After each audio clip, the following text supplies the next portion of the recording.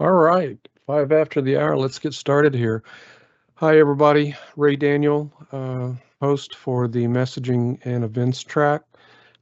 Glad everybody joined, and we have our second session today regarding tokens with MQ, so security. And security has been at an all-time high in importance. So we're glad to have Rob Parker, and I'm going to try this, Shreya Nalaganda.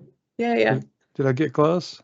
Yeah. Okay, good deal. So for some demos and some kind of overview of this space. So I'm going to get out of your way. Rob, it's all yours. Thank you very much, Ray. So welcome everyone. Welcome to the session talking about tokens and MQ. Obviously the title was an acronym soup, and we're going to try and limit the acronyms as much as possible, but it is hard because we are talking about a lot of different things, but we will explain them.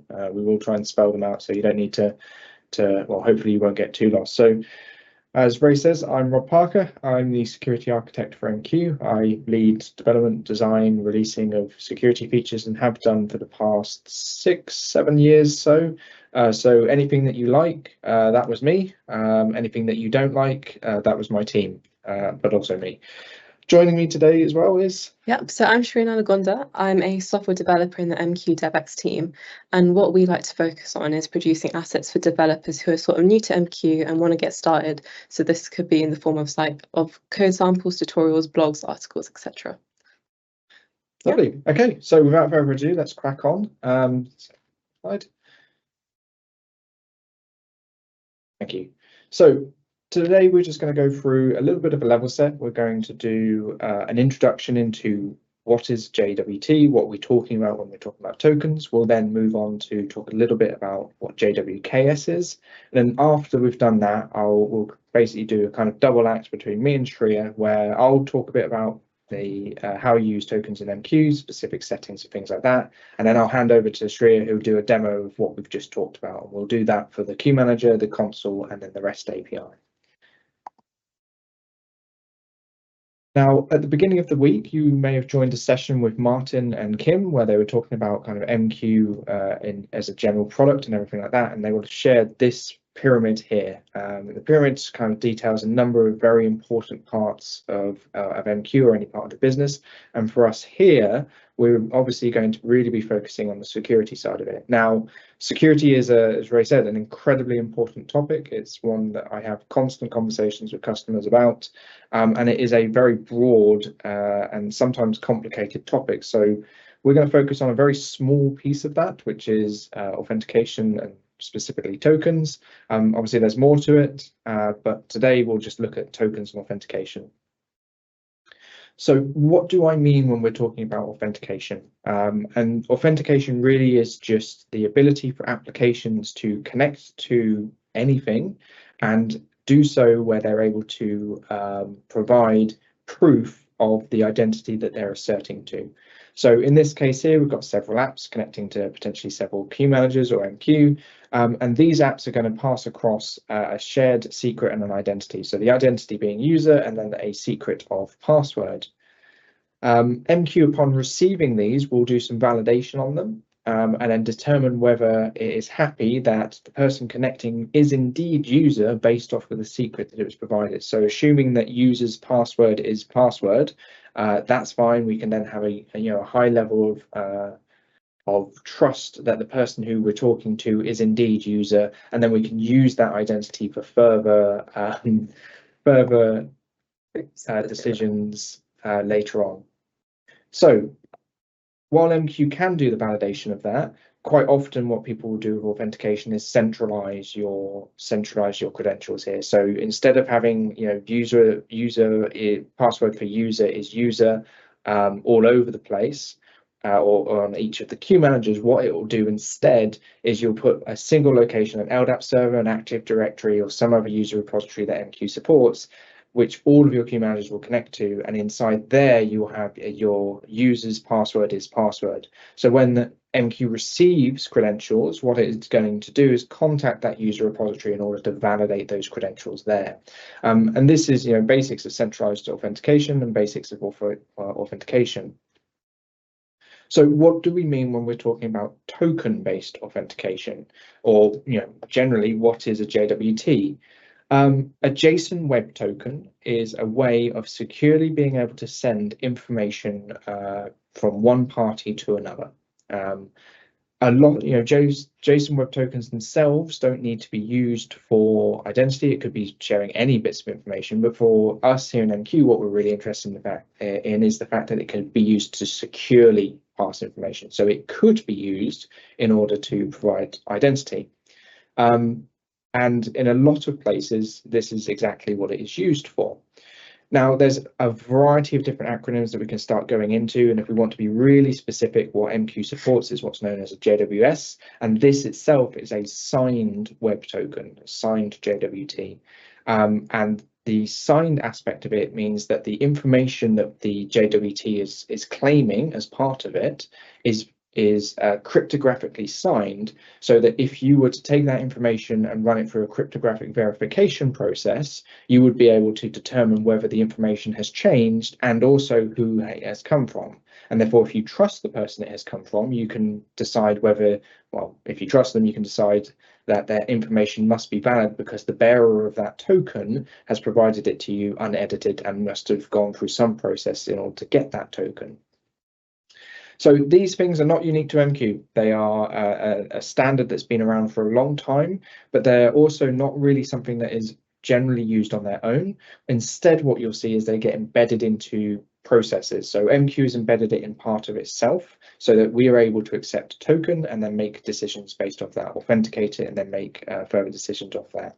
It is used throughout the internet, and I'm pretty confident that I could say, given the fact that you're here today, and have gone through some form of login, you probably have touched a token right now. And if if not through the login to get to this session, if you've used anything like signing with Google or signing with Facebook or signing with X or any of these things like this, where you're signing in using a different provider, or even most likely your company today is using them, somewhere you will have been touching JWTs or JWSs, even if you're not aware that you have been doing that. Now, we talked about centralized authentication, and tokens are great for being involved in centralized authentication. And where they kind of differ in the mapping that we had before with centralized authentication was what we need to do in order to support tokens is MQ needs to trust a token issuer, an authentication server. And there's a variety of different options inside this box. Don't worry if you don't recognize the logos that are there. There's a whole suite of different authentication servers out there that can offer to do forms of, be a token issuer. So if MQ trusts that one, then anybody could authenticate with that authentication server using credentials that have been shared between the application and the authentication server, and the authentication server will provide them with a token that can be provided to the queue manager to say, hey, I am so-and-so, and the person, the reason you can trust that I am so-and-so is because this token was signed by authentication server, and I would have only been able to get this token had I gone through the proper procedure with the authentication server. So, there is a level of trust, but this is the same level of trust that you put in with TLS certificate authorities when you're using mutual TLS. So an incredibly similar process here, just we're talking about credentials rather than certificates. So why would you want to do this? Why does this differ from user ID and passwords being provided to MQ? Why don't we just keep going with MQ? Well, the big one is about where the key credentials are being sent. So if you don't use tokens, MQ has to receive a copy of the user ID and password, and then either MQ has to validate it or it has to pass it on somewhere else in order to do the validation. Times that by the number of queue managers you have, and you have a lot of places that your user ID and password is being propagated out to, and you are trusting that whoever you are sending that very important user ID and password to is not doing anything malicious with it, is not coded poorly in order to leak it by accident, is not being misconfigured to leak it by accident, all of these things here. if you want to treat your user ID and password like the crown jewels, you know, really keep them secret, then a better way of doing this is to you know, strongly secure the link between your applications and the authentication server, and then that is where the user ID and password goes backwards and forwards to. You know, you make sure your configuration for your authentication server is ironclad, so that anybody connecting there must use TLS and they must rotate their secrets every so often.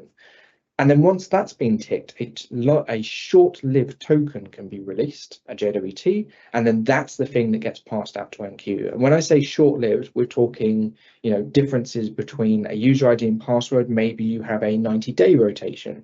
Maybe it's 90 days, maybe it's less, 30 days, but we're still talking days. Nobody likes changing their passwords every 90 days or every 30 days. What you wouldn't want to do is change it every hour, but JWTs enable this, because a lot of the processes built into JWTs enable you to receive a token that is only valid for an hour, but have a way of getting it refreshed so that you can keep doing that until you need to sign in later with your user ID and password. Or you've got this strong link between your applications and your authentication server, and so you don't mind that you have to come back every hour to pass the same user ID and password to get a new token, because you're happy that this means that this is a more secure mechanism. So this is one benefit of doing it. Another benefit of switching into tokens and using them is that if you want to change your security policy to support a new form of authentication, you know, you want to move away from user ID passwords and move to carrier pigeons, or something that MQ or any other application doesn't support today, or you want to enable multi-factor authentication, the ability to enforce that people have to connect with not just a user ID and password, but they also have to use one-time codes, a YubiKey, Google Authenticator, IBM Security Verifier, you know, name your tool of choice, but MQ doesn't support them. What you can do is, by enforcing that within the authentication server and saying, no, you cannot get a token until you have passed multi-factor authentication and whatever authentication I want, you can now technically support it in MQ, because MQ can say, well, the upstream is handling that for me. The people who, you know, if I get a valid connection coming in, which has a token, which has been authenticated by a token, then there's no way that they should have been able to get that token unless they had gone through multi-factor authentication. And so you can, in a way, support multi-factor authentication within MQ by using tokens instead, and using the upstream in order to enforce that. And then the last benefit is that because tokens are a generic piece of information, and they're, you know, a block of JSON data that is being sent you know, across the internet, they don't have to be limited to just information that MQ is going to be using. They could also be involved with extra things. So, you know, MQ, Liberty, Data Power, anything that supports tokens today. So once your application has authenticated with an authentication server and received a token, that token itself could contain a lot of information that could be used by many places. But if all of those places trust your authentication server, you don't need to go and keep getting different identity, you know, different tokens for different identities. You could just pass that same token to those different places and then let them pick out the bits of information that they are interested in from that token, and then use that for whatever decisions they want to make. So, you know, it obviously makes the tokens bigger, but it's a way of kind of using one authentication and one token for many places. So what do we support? What, you know, we've talked a little bit about kind of generics of tokens, and I know I've obviously been talking about MQ here, but what does MQ specifically support? So 9.3.4 was when we added in the initial support for token-based authentication. Since then, we have done a number of different you know, iterations and improvements on it. It is limited to Unix queue managers, or you know, queue managers that run on Unix. So this is AIX, Linux, and the OpenShift container platform. So it's basically, it's not available on Z, and it's not available on Windows today. But you can use C clients or Java clients in order to connect to a queue manager, and those client types can pass a token to the queue manager instead of having to provide user ID and passwords. It's built on top of connection authentication, so it uses a lot of mechanics of that, and we'll talk a little bit about that later. But this is the basis of the feature support. So this is available in 9.4 LTS and ready to go right now. Slide. So that's what we support in terms of tokens. Now, to dive into a little bit more about tokens, we need to understand what happens during a token flow. So when an application provides a token to MQ, it's obtained it from the authentication server already, and it's now going to provide the token there. MQ needs to do some validation on that token, and validation, we mean here, we're going to cryptographically verify the signature of that token so that we know we can trust the information that's in there, because we can make sure it's come from the authentication server and it hasn't been edited. In order to cryptographically verify something, we need to have a known, a shared secret between us and the authentication server. Now, the traditional common way of doing this is to use an RSA certificate. So with an RSA verify and an RSA sign, the private key of the RSA certificate is used to sign the information, but the public certificate part is used to verify it. So MQ needs to obtain a copy of that information in order to be able to cryptographically verify the signatures. So how do we do this? The best way of doing this is to use what's called JWKS. So JWKS is a way for MQ to automatically go and get the secrets it needs in order to validate any tokens that it receives. So if an application goes off and acquires a token from an authentication server and it's been signed with a particular key that the authentication server is publishing, that it says, I've used this key in order to sign it, and MQ doesn't have that key, then what MQ can be configured to do is go up to the authentication server and download the keys that it needs in order to do the verification that it needs to do. Thank you. I didn't mean to point. In case it's not obvious, Sri is running the presentation here and I'm just talking. But so here, MQ can go off and get what it needs. And what this is important for is that the keys within a authentication server aren't necessarily static. They may need to get rotated every so often. And when they get rotated, we need to send those keys out to the queue managers. But instead of having to send, somebody go and get the new keys from the authentication server and give them to the queue manager, using JWKS, it's just taken care of for you. The queue manager will just go off and get them when it needs to. There's obviously the usual caveats and everything around it, and we have protections in place to try and, if the application is valid, we want to let them in, but we will block them if we can't validate them. But we will be doing what we can to go and automatically get this so that you don't have to worry about rotate a key and now it will get propagated out all to your queue managers as those applications that are used connecting with tokens signed by that new key connect to the queue managers. So that was an introduction into JWT and JWKS. What we'll do now is we'll talk about how you actually configure this stuff, like specifics, like what configuration settings we need to do in order to do this. So as I mentioned, this is pinned off of connection authentication. Connection authentication has been around for a long time, added originally in version 8 of MQs, had a number of iterations onto it, and JWTs is the absolute latest iteration to come out of it. So connection authentication is configured using authentication information objects, and these objects detail inside them what MQ should require and do when it gets a connection, a client application coming to it and is providing credentials. Whether it needs to enforce that. So we're just extending this so that it can also accept and use tokens in order to meet requirements. So if you use check client in order to enforce that an application connecting must provide valid credentials, then tokens can be used to meet that requirement.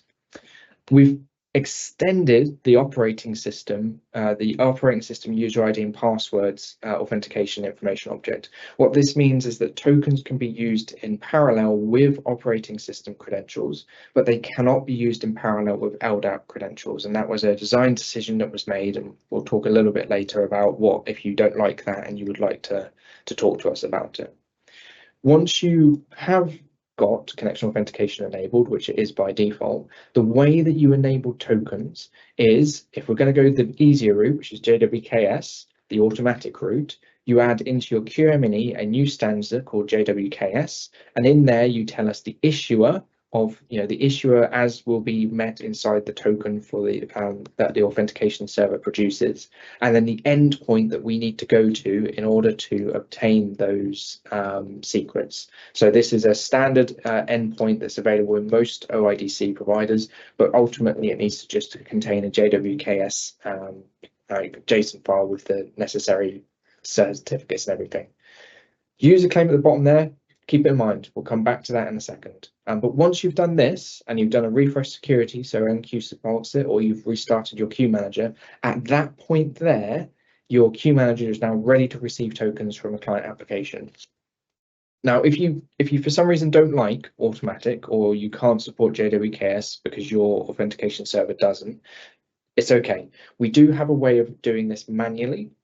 So you can provide secrets to a queue manager instead. So same connection authentication rules and pinning it off of that, but now provide an auth token stanza. And inside there, you need to give us a key store, the way to access that key store, which is either the password or a stash file if you support them. And then you also need to have the certificate labels listed out, and you can have multiple in there, but you tell us within that key store which certificates, which can also be symmetric keys, which of those we should use for validating a token. And when a token arrives that we are going to validate through this mechanism, MQ will go through each of the certificate labels that you have listed out, and it will try and validate the signature. And if it's successful with one of them, great, off we go, where the application is connected. If it can't do with any of them, then the application is rejected. You can mix and match, so you can have both. If you decide that you want to support JWKS, but you also want to have the capability for another, two authentication servers, one that supports JWKS, and maybe a home-baked one which just issues tokens out, you can do this and supply the secrets for that manually. But it is, this system requires you to manually update the secrets every time that they get rotated. Now, I spoke about user claim and I said, hold that thought. Adopt context and connection authentication tells MQ what to do with credentials. So if MQ encounters after we've finished validating a user ID, an operating system user ID, and we've validated its password's correct, adopt context is set to yes, what we will then saying is that in the future, most likely, we're going to use that user ID for authority checks. However, how does this apply for tokens? Because obviously, we get a user ID and a password field come across to MQ. Very easy for us to just pluck the user and go, okay, we'll adopt that for authority checks later. So with tokens, what you need to do is tell us a claim within that token that we need to adopt the identity from. So in this example here on the right, my JWT has a very simple payload that it says, here's the expiry, and here is a claim that says this token says the bearer of this token's MQ user claim is equal to parrobe. And in my configuration, I've said adopt the user from the MQ user claim. So what this means is I need to set my authorities off of the user parrobe. So that's how we do it. This is how we adopt identities out of tokens. If you set a user claim and you've set adopt context to yes, then tokens that do not have this will be rejected. And so it is a hard requirement that if you want to adopt identities from a token, we have to have an identity that we adopt. Another limitation on this is the 12-character limit. So MQ requires there to be 12 characters or less because of how we use, historic reasons, basically. So whatever claim you're pointing at needs to be short, needs to be shorter than 12. If it's not, it'll be if it's too long, we won't be able to adopt it. The connection will be rejected. Otherwise, it can be any alphanumeric string that you like. So application changes wise, what do you need to do? So for C applications, we simply updated it that the existing MQ-CSP structure, we've extended it to provide two new fields, token pointer and token length. And there you need to point us a token. How you get that token? We don't mandate anything. We don't provide at this time. We don't provide a way for us to go and get a token on your behalf. So it's up to you to write the necessary code to go and do that. Be that to interact with your authentication server, or maybe the application can just generate those tokens themselves. and then set it. But this is how you just pass a token to MQ, to a queue manager. For Java applications, we've used the same system of providing a user ID and password, but if you give us a blank user and then the token is in the password, that's how you do it instead. By doing that with MQ, you're indicating that the password field contains a token, and so it will be flowed to MQ queue manager as a token. So how does this look in the end? What's the general flow if you're going to adopt this? So the application needs to authenticate with a Keycloak server. The Keycloak server will give us or whatever it's going to be, a token. The application then passes that to the queue manager. The queue manager obtains the keys it needs to validate it. It validates it, and then it authorizes the user. And this flow here, the authenticate step again, is going to be secured so that that's where your crown jewel credentials are going, and then the token's sent out. If you try and connect with an invalid token, if it's expired, you'll get an error to say it was an expired token. If it's completely invalid, it won't. But yeah, this is token-based authentication in a nutshell. Now, just before we do a demo, I have noticed a question in the chat. So given the recent updates to allow PKCS 12 key stores, does this key store property support PKCS 12 as well, or only CMS? Yes, it supports PKCS 12. So for the manual key store capability with token-based authentication, you can provide us a PKCS 12 key store. So I'm going to hand over to Shreya now, who's going to do a demo of what we've just talked about. Yep, exactly. So hopefully this demo should help visualize everything that Rob's just been through. So in this demo, what I'm going to do is show you how you can connect an application. So we're going to use a JMS application that uses our JMS client libraries and connect to a queue manager using a JWT and also validating that JWT with the JWKS. So this diagram here should hopefully make it a bit more understandable. So what it's going to do, our JMS sample is first going to go up to Keycloak, authenticate and retrieve a token, and then it's going to connect to MQ with that token. And for MQ to actually validate that token, it would have already downloaded keys using the JWKS endpoint. So now let's actually see it in action. So for the purpose of this, let's just clear that. So it makes it more obvious. So for this demo, I've already got a couple of things running. So I've got something called a Keycloak server running. So Keycloak is an open source software that provides authentication services. And I've got that running in a container along with another container that has a queue manager running inside of it. So the first thing I'm actually going to do is let's just go up to our Keycloak. Let's go up to our Keycloak server so we can actually see what it looks like. Get past this. So I'm going to log in with my preset credentials. Perfect. So if I go to the left-hand side, you can see I've already created a user called app. And I'll tell you why it's called app later on. But so I've already got that set up. So now I'm going to go back to my config file for running my JMS application. So the first sort of stage of this is getting your application to actually go up to Keycloak and retrieve that token. So to do that, it needs a couple bits. So one is obviously the endpoint, and then you're going to need your username, you're going to need your password, you're going to need your client ID, which is admin CLI in our case, and then you'll also want a host name.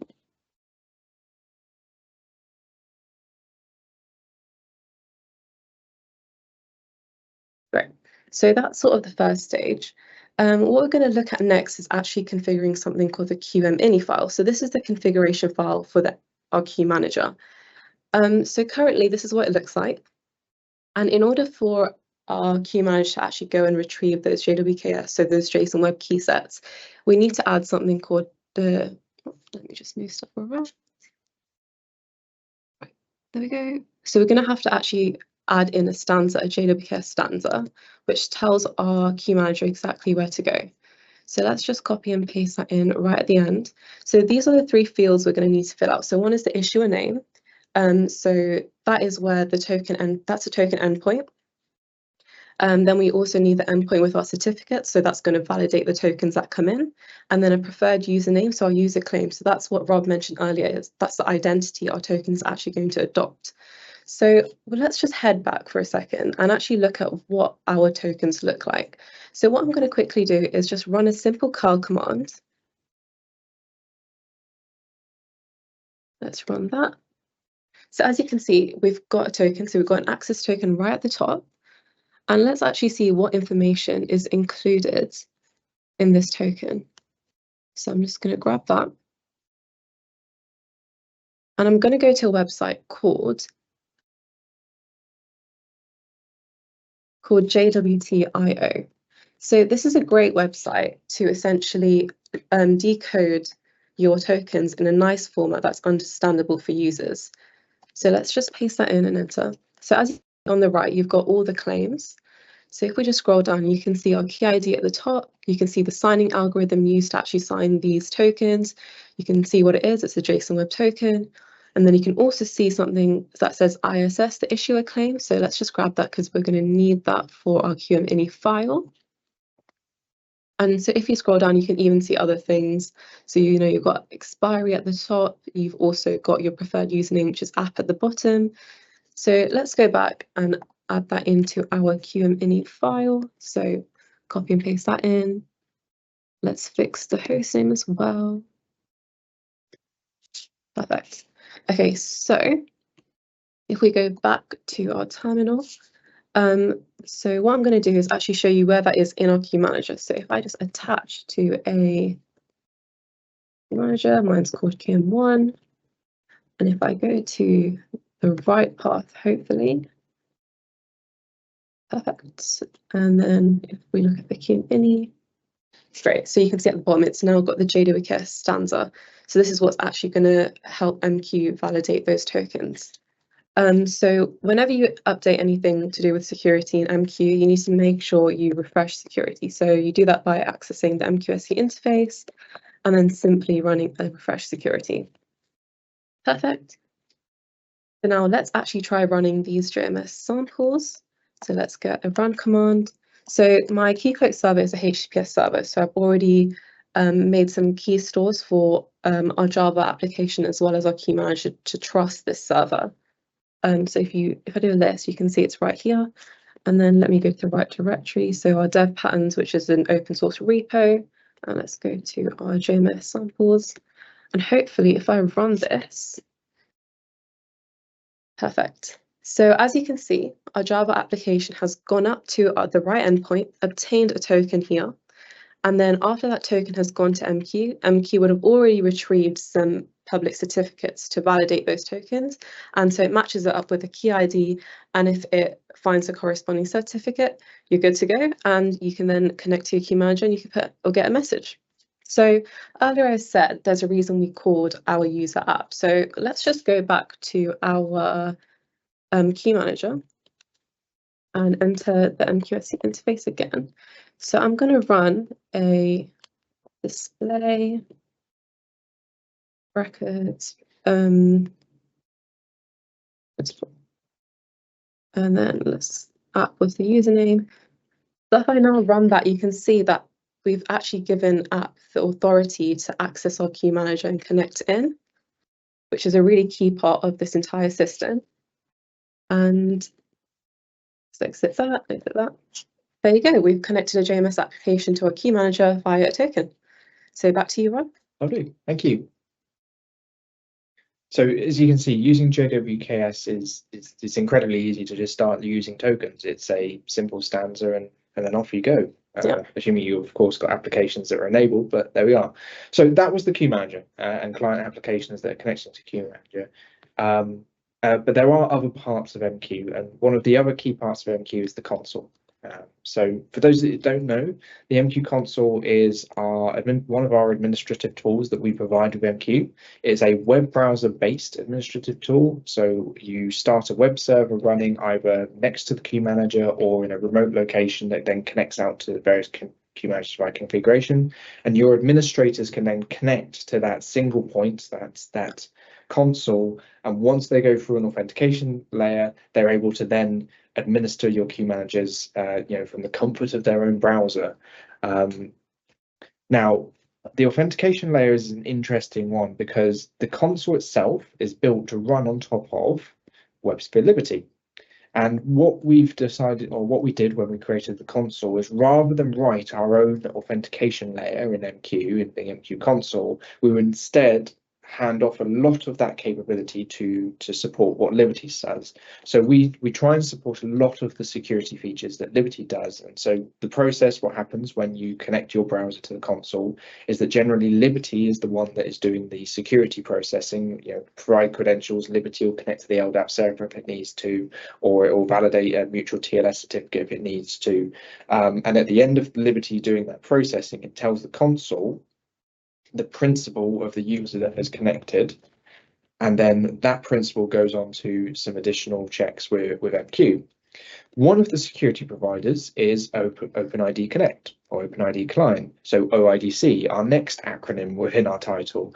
And this allows us to create a kind of a back and forth flow, which is very user orientated, which underneath the covers uses JWTs. So where does this fit in? Well, as I say, the JWTs fit inside the OID spec. So when I mentioned earlier before that JWTs themselves are not, they're in a way of exchanging information, but they're always generally built into a security protocol and a way to exchange them in a secure way. And how to do the authentication, how to do secure. OIDC provides that capability. It is a set of flows and protocols that it expects a supporter of OIDC to provide to people trying to connect to it, which enables you to interact with an authentication server that supports OIDC, so that you basically point Liberty at an OIDC server and say, please, can you go and trust that guy and deal with and send anybody that's trying to authenticate with you to them, and that OIDC will do that in a common way. And as I say, the way it does that is by using JWTs and JWSs. So what this means is if a browser or an MQ, somebody tries to connect to the MQ console, what would happen as part of our OIDC is they will get redirected back to the authentication server with a sprinkling of little OIDC specials, and that's where they do the authentication. So it looks similar to what we were just talking about before with JMS, but you don't have to have the browsers go straight to the authentication server ahead of time. Instead, they're connecting to the MQ console, and the MQ console or Liberty underneath it says, hang on a second, you're not authenticated. I need you to go away and get yourself sorted with the authentication server so that we know who you are. Once the authentication server is happy, it then redirects that browser back to the MQ console with more sprinklings of things that the console could use to determine identity. And from there, Liberty is able to finish off the last bit of authentication to make sure that the token it receives is valid and that it trusts who it came from. And then from there, it can determine who the principal is and pass that on to the console to go for further authorization. Yeah, one more. Okay, so how do we use this in the console? That's the principle. How do we actually use this? First, you need the feature, so the OpenID Connect client feature, and then afterwards, you just need to configure it. OIDC has generally what's called discovery in it. This is a really handy endpoint if your authentication server provides it, where you can point a Liberty at the discovery URL, and it will get everything it needs to from there. You need to give it a couple of other bits of information, and these are just OID specifics, so it's up to what your authentication server is going to do. But from there, at this point, your console, anybody who connects to it, Liberty will jump in and redirect them off to the authentication server. Now, user identifier there is effectively the same as our user claim setup that we have in MQ. So once Liberty has finished validating who's connecting back from the who's connected back from the console or from the authentication server, it will introspect the token, have a look at it, and take the MQ user out of the MQ user claim, and that will be the one that is then the principal that gets passed to MQ. And so from there, what we need to do is decide what to do with it in the console. And this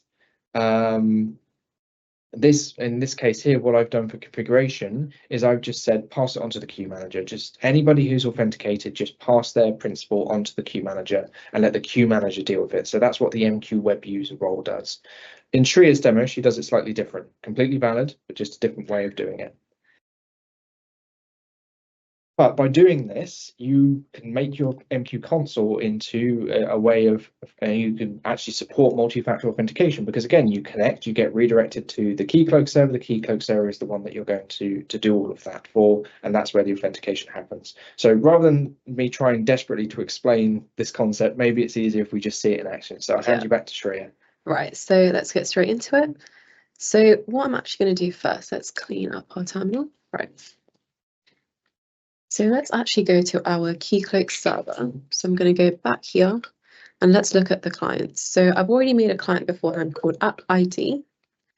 And so one of the things I wanted to point out here was the redirect URL. So what this basically ensures is that when you try and access your MQ console on the 9443 port, it redirects you to the Keycloak login so that you can authenticate as an OIDC client instead. So a couple of things that you'll need from here is obviously the client ID, the name, and then credentials. You'll need that secret as well. So let's go back and see how MQ actually does this. So earlier when we did the JMS application, we looked at the QM-ini file, but for this, we're going to look at a different file called MQ Web User XML. So this is the config file. So this is literally just what Rob was going through. So at the top, as you can see, you've got your MQ Web Admin security role. You've also got your OIDC client config. So here, let's fill out some of these fields live. So we've got the name, so that's MQ client. We've got our app ID. We've got our secret. We've got a signing algorithm, and we've also got something called a discovery endpoint URL. So I'm just going to go to a browser and let's take a look at what this is. Hopefully this works. Perfect. So as you can see, there's a lot of information, but this is essentially quite similar to the JWKS we talked about earlier, but with a bit more information. So it has all your different certificates, your keys, just information about how that token validation is going to occur. And right, so let's just check the rest of this. Perfect. Okay, so if I go back to my key manager, let's check what the file looks like. Right, so we go to MQM, we've got web installation.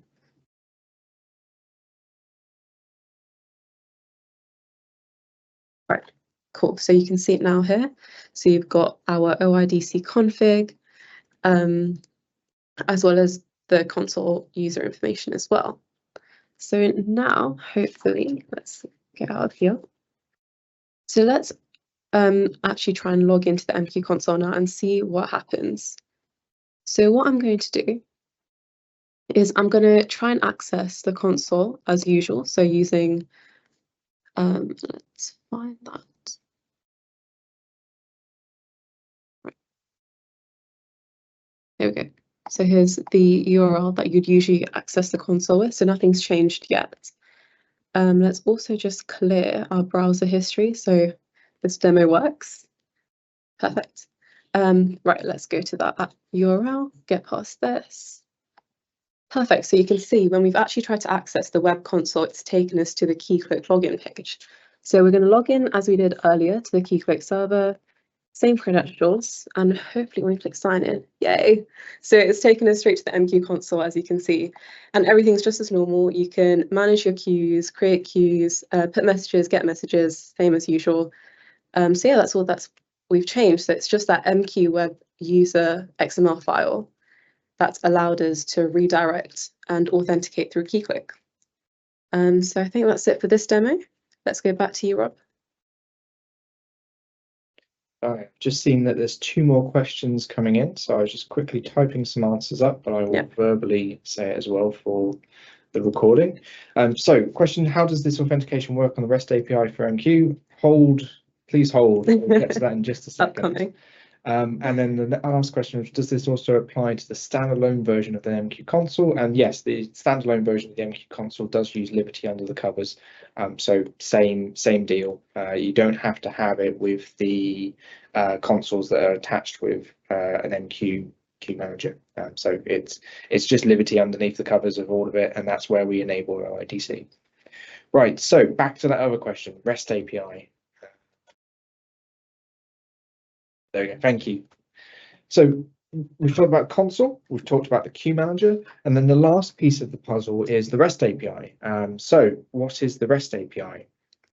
The REST API in MQ is another way of authenticating or administering a queue manager. So where we've got run MQSC and PCF, which is command line level ways of doing it, but very much you're using an MQ tool or MQ processes. And then we've got the console, which is a graphical way of doing it, as well as MQ Explorer, which is another graphical way of doing it. The REST API is our REST way, or REST API way of administering a queue manager. So attached to the MQ console, you have the capability of enabling the REST API, which allows you to connect directly to it and make various REST calls in order to administer your queue manager or even do messaging. So this again is built on top of Liberty. It's another part of the MQ console that lives alongside of it and runs inside Liberty. And because it is part of Liberty, we are also able to take advantage of OIDC, or the OpenID Connect again. However, there is a little bit of a change in how this would work with the REST API. And the reason for that is because REST APIs can't generally handle, you don't expect a REST call, if you call out to an endpoint, that you should be getting a redirect back. Maybe you could do it once, but you don't want it to be done every time. The other reason is that because what we saw with the MQ console is very much a user-oriented, you go to a web page and you enter credentials in there in order to authenticate. So with a REST API, we want to do it programmatically rather than have a human sitting there typing into a web page.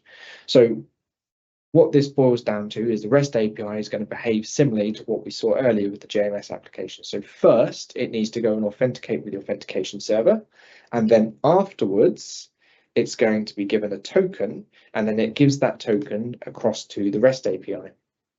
So same process, and once that happens, then obviously we make a decision on authority from there. But it's the same process that we saw before, just with the REST API. To enable this, we need to do a couple of extra settings within the OIDC provider, or the OIDC settings, to support connections in this manner. There it was, I knew it was somewhere there. So what do we need to change? Well, what we need to change is we need to, first of all, have our own separate security profile for the REST API, because that's what it uses. And again, what I've done here is I've just baked it off of the MQ web user. So once the REST client has connected and provided a token and told us that we validated it and made sure that they are who they say they are, and we're given a principal by Liberty, that principal gets flowed through to the queue manager to make decisions on what authority it can do. Again, in Shreya's demo, she's using the web admin, just a different way of doing it, and also equally valid. The other thing we need to do is just tweak the OpenID Connect client settings. And so what we've done here is added a few additional bits there. The most important one here is inbound propagation. This setting here tells the OIDC client to allow people to connect to it with a token ahead of time. If you don't have that setting, if your REST client connects with a token, it will go, okay, well, that's really nice, but I've never seen you before, and so I'm going to redirect you anyway. And so allowing it to do this means that someone can turn up with a token, and that's fine. The audiences and signature algorithm setting, those were just in my testing, something that I found that Liberty didn't really like the fact that a token turned up ahead of time and needed to be explicitly told how to validate that token, so the algorithm to use, and then what the audience's claim within that token must look like. That was just a Liberty thing that needed to be done. Your mileage may vary. The other one was token reuse. Another interesting feature that I found while I was testing this, while Shreya was testing this as well, is that if you turned up with a token ahead of time, Liberty would keep a record that it had seen that token. And if you tried to connect and do another call afterwards with the same token, it would reject you and say, no, you need a new token. And so you would have to have a REST API that would do that, authenticate, get a token, connect to the console or to the REST API for every command that it was running. So an option is to use token reuse set to true, which allows you to reuse the token over and over again until it expires, until the expiry makes it invalid at that point. So that's, if you just don't want REST API to authenticate once and then provide the token every time, which is a nice way of doing it, then that's an option. If you don't mind having your REST client authenticate every time, then you set that to false. But once this is all set, at that point, then your the REST clients can connect and provide a token and administer your key managers. And Shreya will now show you that in action. Yeah, so let's see what that looks like. So before we were sort of using apps or the graphical web console, but what we're going to do here is we're actually going to use the REST API and access our key manager with simple curl commands. So one way you can do this is do a curl command, authenticate to REST API using an app and username and password. But in this case, what we're going to do the same thing, but with a token instead. So let's just first look at what configuration is needed. So Rob's already been over this, but I'm just going to re-highlight a couple of things. So one is security role, the MQ web admin. So just allows our users to actually authenticate to the REST API. And then also down here, we have the inbound propagation set to supported so that new tokens can come in and also access the REST API. So what we're going to do is make sure we've got the right file. So let's copy in. All right, here we go. Right. We're going to update our MQ web user XML. Great. So if I now go back into my key manager, and let's just take a look to check everything looks fine.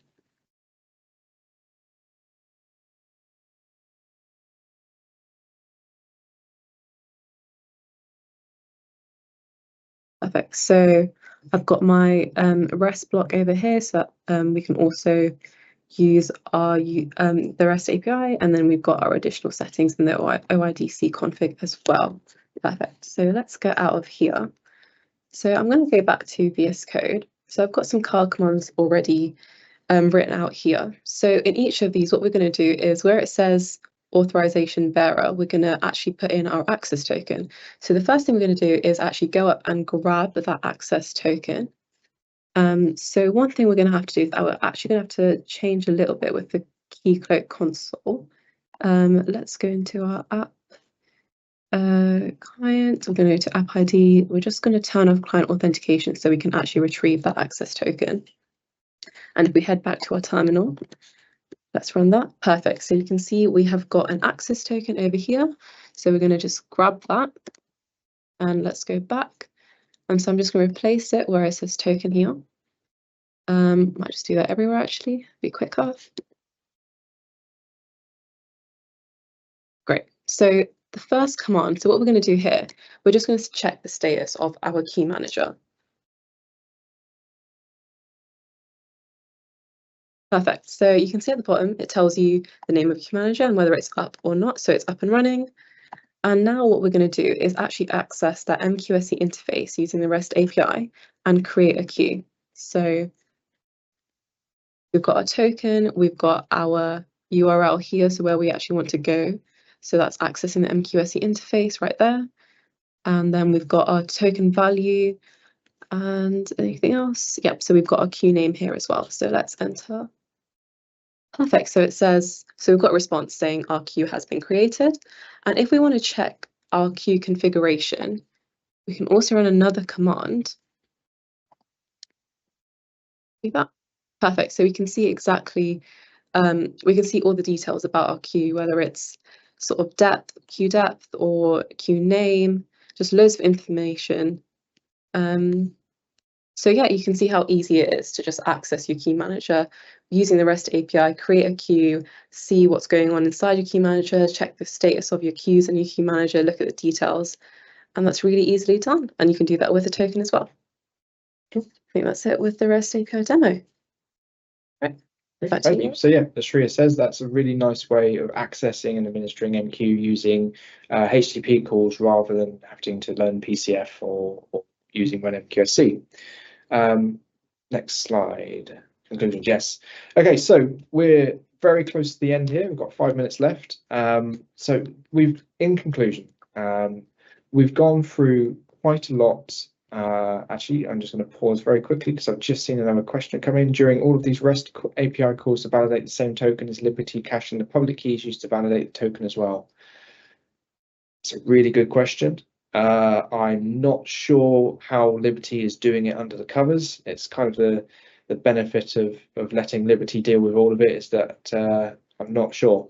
So unfortunately, I don't know the answer. If you really want to know the answer to that, then drop me an email. Email's at the end of this here, and I can follow up with the Liberty team to find out. But I'm afraid I don't know the answer to that one.